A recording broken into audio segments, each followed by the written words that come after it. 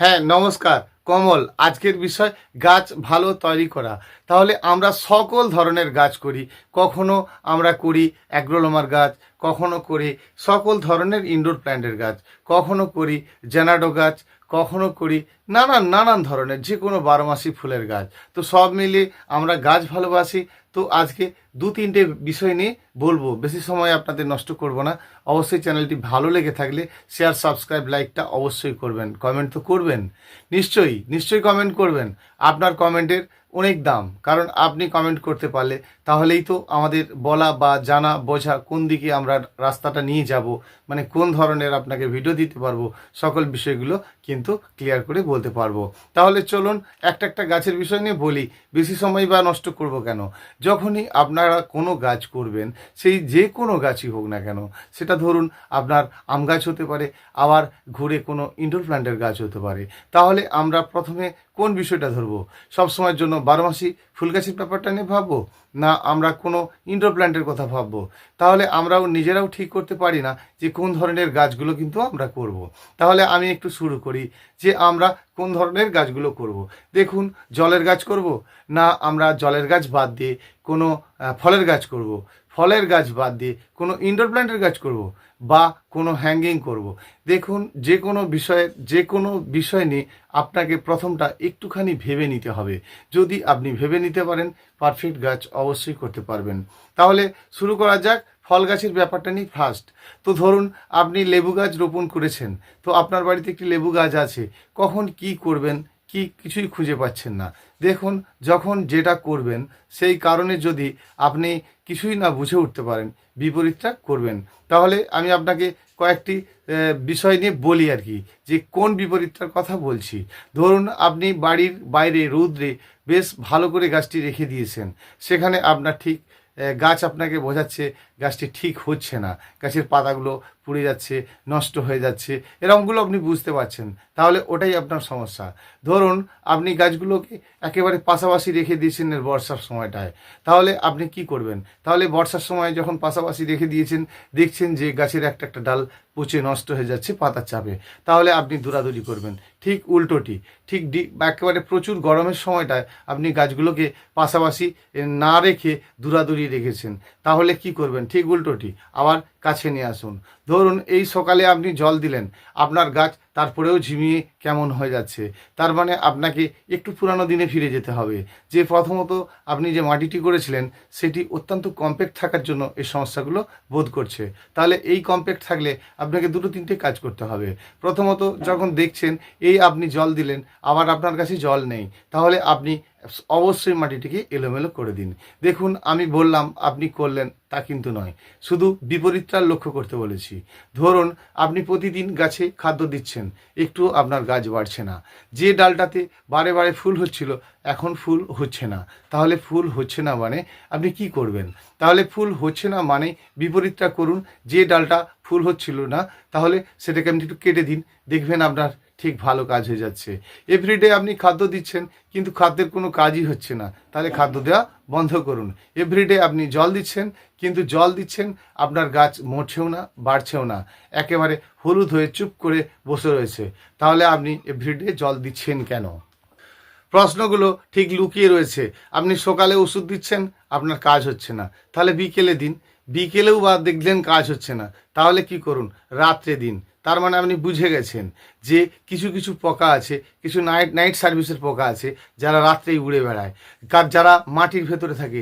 যেমন ধরুন আপনাকে একটি স্যাম্পেল দিয়ে রাখি, লেদা পোকা দিনেও বেরোচ্ছে না, আর বিকেলেও বেরোচ্ছে না, সকালেও বেরোচ্ছে না, বিকেলেও বেরোচ্ছে না।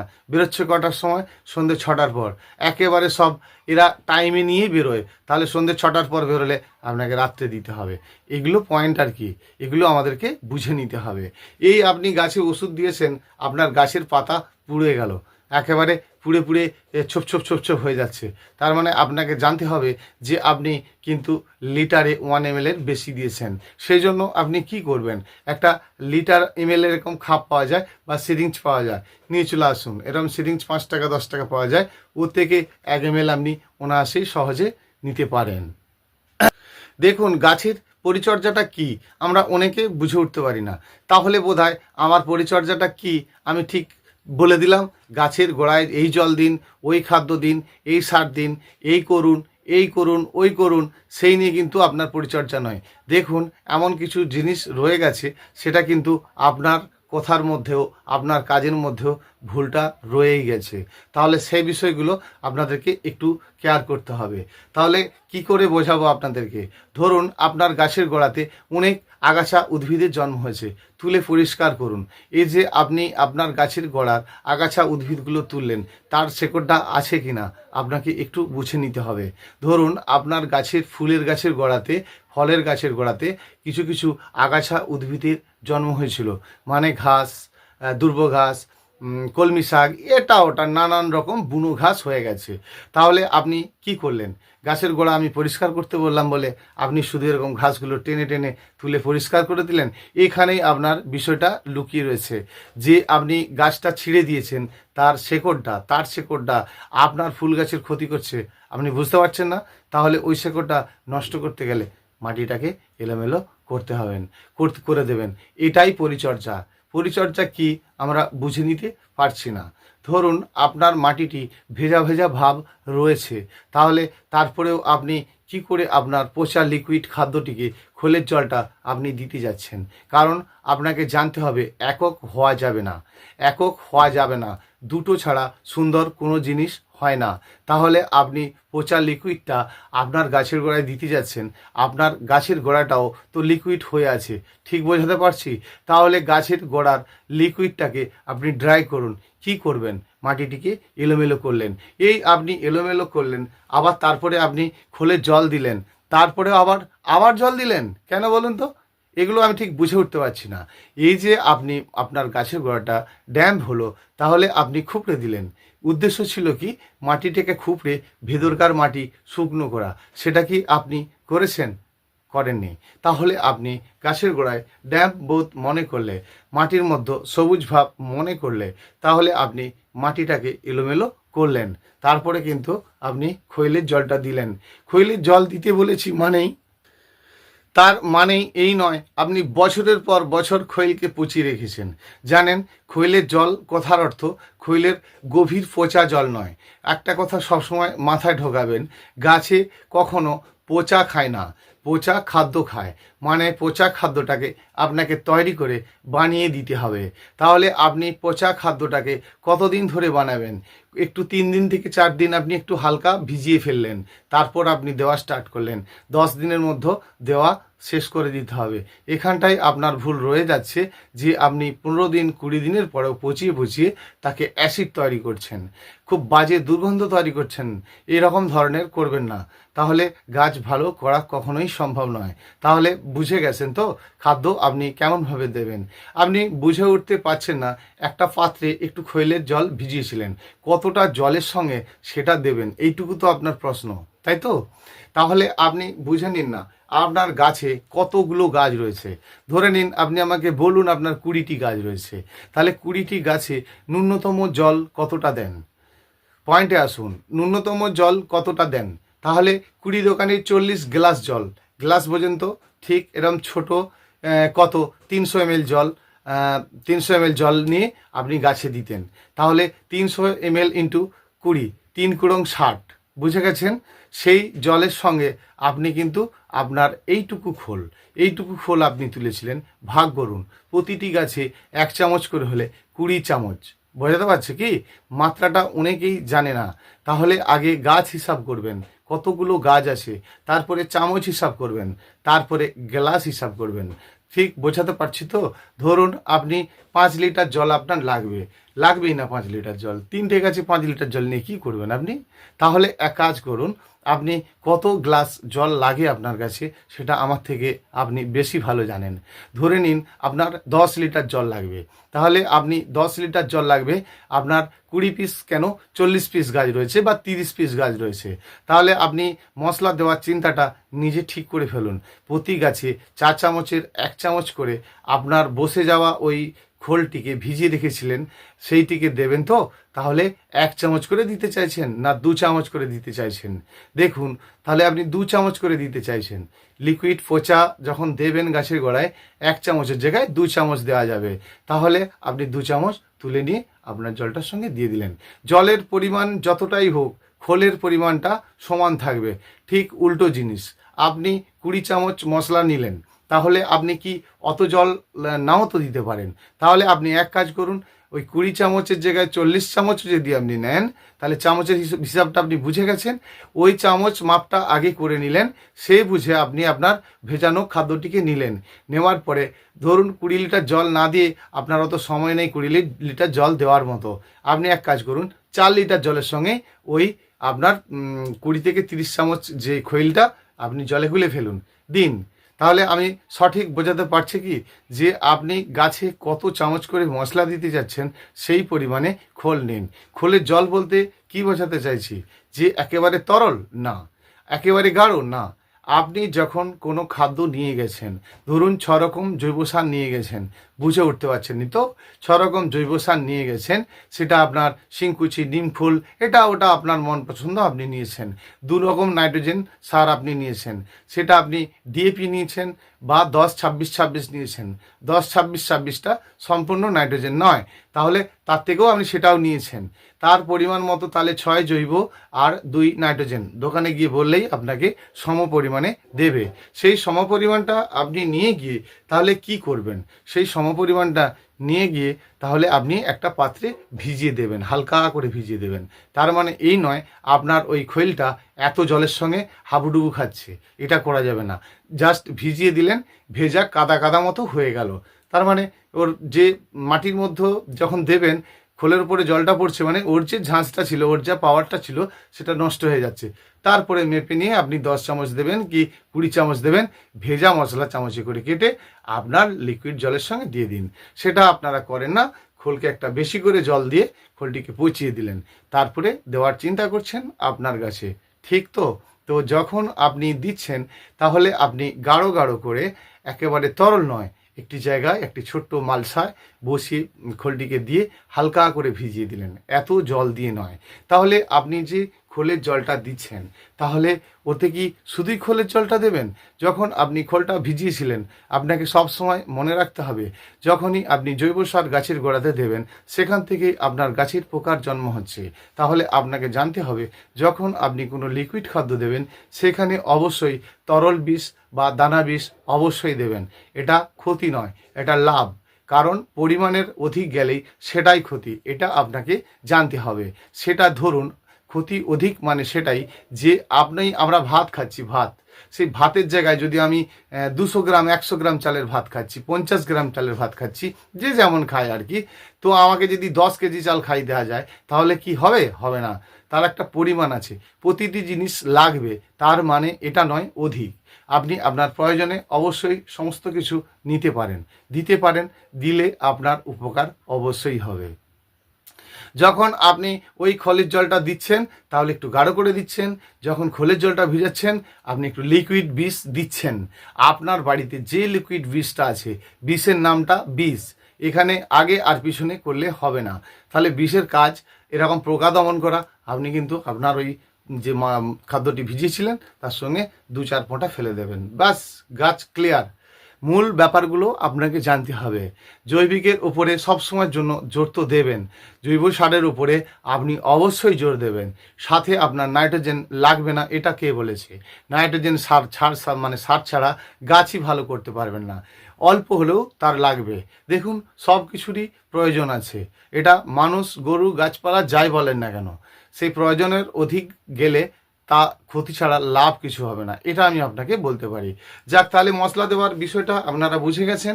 তাহলে আমরা মশলা দেওয়ার ব্যাপার বুঝে গেছি, গাছ রোপণের ব্যাপারটা আমরা সব জানি, যে গাছকে গভীর করে রোপণ করব না।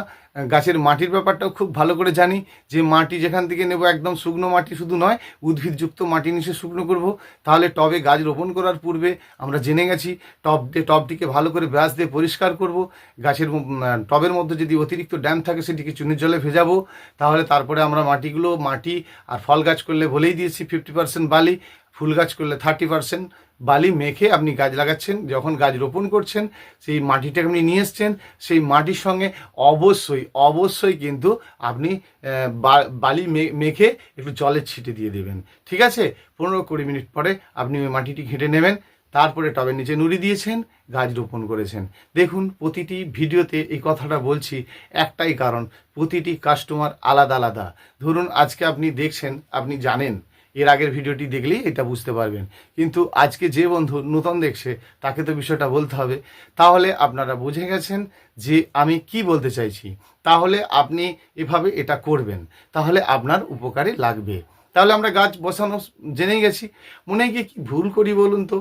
আপনি একটা গাছ কিনে নিয়ে গেলেন আমার কাছ থেকে, ধরুন আমি আপনার বাড়িতে কালকে কুরিয়ার করে গাছ পৌঁছে দিয়েছি, আজকে যেমন কলকাতা সাইডে একজনের গাছ পৌঁছে গেছে, তাহলে পরের পর যখন কুরিয়ার করছি গাছটাকে নিয়ে গিয়ে আপনি কি করছেন এটা আমাকে একটু জানতে হবে। গাছগুলোকে নিয়ে গিয়ে আপনি পরপর সাজিয়ে দেবেন, পরপর সুন্দর করে সাজিয়ে দেবেন, দেওয়ার পরে 15 থেকে 20 মিনিট আপনি একটু রেস্ট দেবেন, একটু রেস্ট, পাখার হাওয়া বাতাস খাবে, বুঝেছেন? পাখার হাওয়া বাতাসটা খাবে, তারপরে কিন্তু আপনি জলে ছিটে দেবেন। এখানে আপনার ফাঙ্গিসাইড এসে গেল কেন? প্লেন জল দেবেন, প্লেন জল দেবেন। তাহলে আপনি প্রথমত গাছটি নিয়ে গেছিলেন, তারপরে তার উপরে একটু জলে ছিটে দিলেন, দেওয়ার পরে এবার আপনি চিন্তা করছেন রৌদ্রে লাগাবেন না ছাওয়ায় রাখবেন, ঠিক তো? তাহলে আপনি বুঝে উঠতে পারছেন না। সদ্য গাছ রোপণ করবেন আর রৌদ্রে রাখবেন, তারাই গাছ রোপণ করে ছাওয়াতে রাখবে যাদের গাছের রুট নেই। ধরুন আমি আপনাকে গাছ পাঠিয়েছি, একদম মাটিকে সব ঝেড়ে দিয়েছি, তাহলে আমি তো ঝেড়ে দিয়েছি, আপনি জেনে গেছেন যে গাছের মাটিকে ঝেড়ে দিয়ে আপনাকে পাঠিয়ে দিয়েছি, তাহলে আপনাকে 1-2 দিন হালকা হালকা ছাওয়া রোদ্দুরে রাখতে হবে। আপনি সম্পূর্ণ পয়সা, আপনার কুরিয়ার খরচ কত বেশি হয়েছে সেটা ভাবুন তো। 500 টাকার গাছ হলে 400 টাকা কুরিয়ার দিয়ে আপনি গাছ নিয়ে গেছেন, কেন নিয়েছেন? যে সকল মাটি সহ, মানে মাটি সহ গাছটি আপনি নিয়েছেন, আপনার গাছ কেন মরে যাবে? কারণ আপনার তো শেকড়টা কাটা হয়নি। এবারে কালকে একজন কমেন্ট করেছিলেন এক বন্ধু, তো উনি খুব সুন্দর প্রশ্ন করেছিলেন, খুব ভালো লাগলো আমার, যে গাছের গুটিটাকে ছাড়াবো কি না ছাড়াবো। খুব দামি কথা, সবসময় মনে রাখবেন, যখন ওই গুটিটা আপনি খুলে দিলেন দেখবেন গুটিটার মধ্যে রস আছে কি না, কাদা ভাব আছে কি না। যদি কাদা ভাব থেকে থাকে তাহলে ওই কাদা ভাবটা আপনাকে শুকনো করতে হবে। যদি আপনি দেখছেন যে মাটিটি ড্রাই শুকনো হয়ে আছে, তাহলে সদ্য নিয়ে গিয়ে বসাবেন। যখনই আপনার মাটির মধ্যে কাদাটে ভাব আছে আপনি শুকনো করে নেবেন। যদি আপনি শুকনো না করেন, কাদা অবস্থাতে আপনার মাটির মধ্যে প্রবেশ করে দেন, মানে বসিয়ে দেন, তাহলে কি হবে, ওই কাদাটা আর শুকোচ্ছে না। ফলে কি বলুন তো, গাছ একটু ঝাড়া পাড়া দিয়ে ঠিক শেকড় টেকড় বেরোতে পারছে না। ঠিক বুঝাতে পারছি তো? তাহলে গাছকে যখন আপনি রোপণ করবেন শুধু গোড়াটুকু লক্ষ্য করবেন মাটিটা ড্রাই আছে কি না। যদি তা থাকে তাহলে আপনি সদ্য বসাবেন, গাছে ডুবিয়ে জল দেবেন। দেখুন, খাওয়া দাওয়া কিন্তু করে নয়, যখন খাবেন না কিন্তু করে ভয় করে নয়, একেবারে গুছিয়ে খাবেন, সব সময় খাবেন না, এই খেলেন আবার খাবেন, সে তো হাঁসের মতো হয়ে গেল, ওরকম করা যাবে না। যখন খেতে দেবেন একেবারে ফ্রেশ করে গাছে খেতে দেবেন, গাছে যখন জল দেবেন ফ্রেশ করে দেবেন। কিভাবে জল দেন? হাতে করে নেবেন, স্নান করিয়ে দেবেন। দেখুন, অনেকেই গাছে জল দিতে জানে না, এই প্রশ্নটা করলে অনেকের খারাপও লাগতে পারে, কিন্তু শেখার কাছে খারাপ কিছু নেই। আপনি আপনার গাছের গোড়ায় হাত দিন, ঠিক হাত দিন, কি বললাম, হাতটা দিন, আপনার গাছের গোড়ায় আপনি হাত দিন, আপনার হাতের উপরে জলটা ঢালুন। বোঝাতে পারছি কি? আপনি জল নিন আর জলটি হাতের উপরে দিন, তাহলে আপনার হাতের জলটা আস্তে আস্তে আস্তে আস্তে আস্তে আস্তে আপনার গাছের গোড়ায় পৌঁছে যাচ্ছে। তা কি করে কি? অনেকে করে না। বাড়িতে সাবমার্সিবল আছে, উপরে ট্যাঙ্কি বসানো আছে, পাইপ ধরে গাছের গোড়ায় জল দিচ্ছেন।